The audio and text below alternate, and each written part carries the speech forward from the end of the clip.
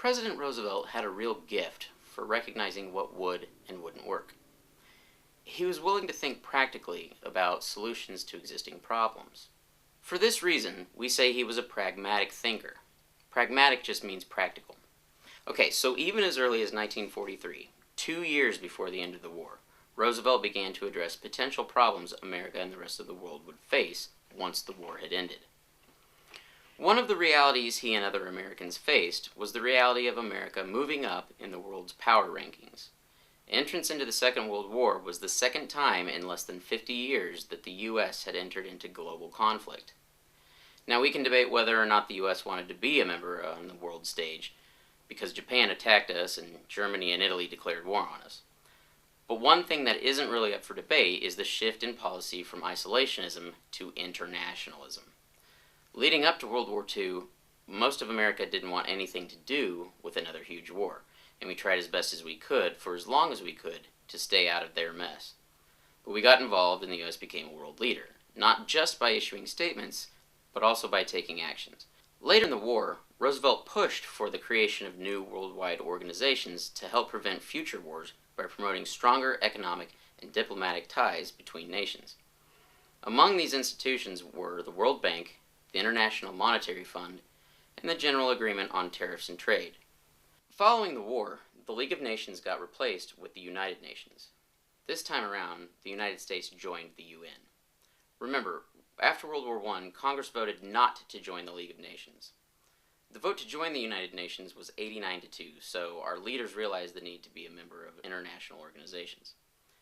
Before Roosevelt died, he talked about 4 freedoms he dreamed of the world embracing.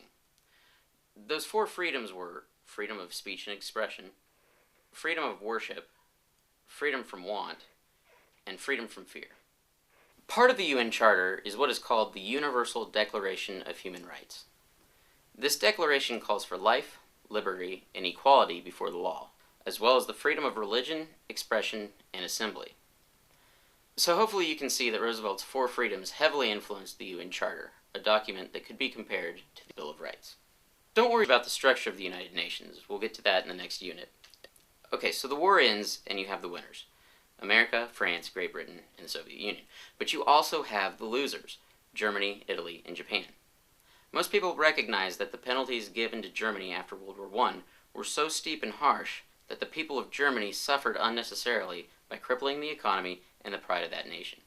It was because of the extreme conditions following World War I that Hitler was able to get where he got and do what he did. So after World War II ended, the world was a little easier on the people of Germany and Japan. In Germany, each of the 4 Allied powers took control of one section of the country. Eventually, American policy would focus on rebuilding Germany's economy. In Japan, the Americans did not occupy the country, but did make the country implement a democratic system of government. Men and women were able to vote, and a Bill of Rights gave the Japanese people civil and political liberties. Just as in Germany, eventually the United States promoted economic growth in Japan.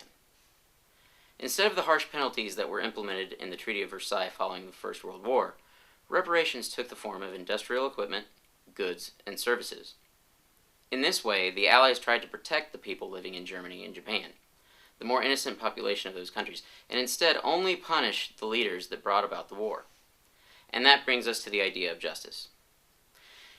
If rebuilding Germany and Japan's economy was the money side of things, and spreading democracy was the liberty side of things, the third side of the triangle is justice. Remember, a number of German and Japanese leaders had engaged in some despicable treatment of millions of people. How would the Allies treat these men who had committed such war crimes? A war crime is a violation of internationally accepted practice for conducting warfare. Even though the German and Japanese leaders did some incredibly horrific things, the Allies agreed to give those Germans and Japanese fair and open trials. This tribunal had judges and lead prosecutors from the Allied countries. In Germany, leaders of the Nazi Party, members of the SS, the ones that ran the concentration camps, and members of the Gestapo, the Nazi secret police, all of these people were tried at the Nuremberg War Crimes Trial. Nuremberg is a city in Germany, and that's where the tribunal was held. There was another tribunal in Tokyo, Japan, that tried the Japanese war criminals. The main thing that you need to take away from these tribunals, the one in Tokyo and the trials at Nuremberg, is that by giving these people fair trials, what we in America call due process under the law, the Allies sought justice and not revenge. Today, a permanent tribunal called the International Criminal Court, or ICC, exists to try individuals accused of genocide, crimes against humanity, war crimes, and crimes of aggression. For reasons we don't have time to explore right now, the USA has not joined the ICC. Okay, so up to now the focus has been more on the world stage, but what about here in America? How would we adjust to life after World War II? Believe it or not, there was actually fear of peace that came along with the victory in World War II.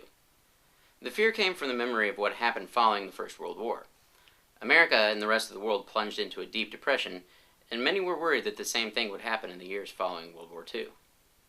Just to set the scene, let me explain that the fear of what happened in the past wasn't the only cause for concern.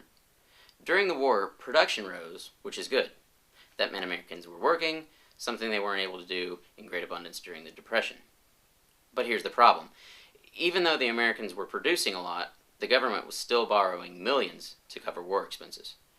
You might remember this graph from Chapter 35. It shows that the government borrowed so much during the war that the national debt grew to over $200 million. So production was up, but so was the national debt. Okay, other problems. A huge number of government contracts were canceled because we didn't need to build or engineer for the war anymore. This put a lot of Americans out of work. We also had millions of soldiers coming back home, and they didn't have jobs either. To help reduce some of the effects of those negatives, the government put in place the GI Bill of Rights. This bill provided federal funds to help returning GIs make the transition to civilian life.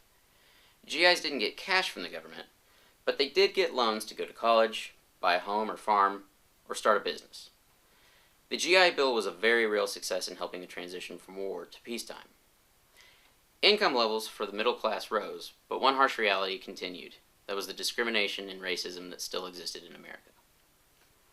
Women who had been working in factories during the war were, for the most part, willing to step aside and let the men returning from war step in and have that job. However, many women really enjoyed the independence and self-esteem that working gave them. So instead of working in factories, many women moved into the service sector. They became teachers, nurses, librarians, bank tellers, and social workers. While they accepted their new role in society, women still only made about half of what men made in the same line of work.